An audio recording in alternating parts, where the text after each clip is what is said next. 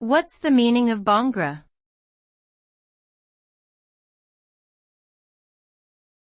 Bhangra.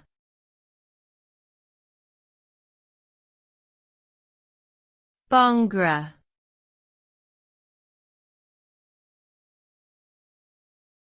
Bhangra.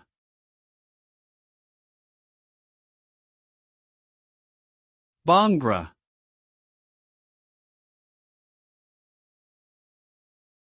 Bhangra is a lively and energetic form of folk dance and music that originated in the Punjab region of northern India.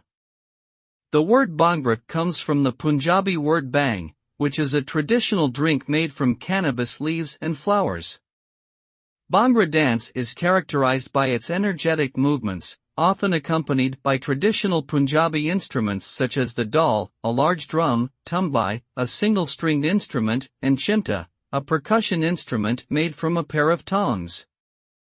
Bhangra music has gained popularity around the world and is often played at weddings, parties, and other celebratory occasions. The dance and music have become an important part of Punjabi culture, reflecting the joyful and vibrant nature of the people.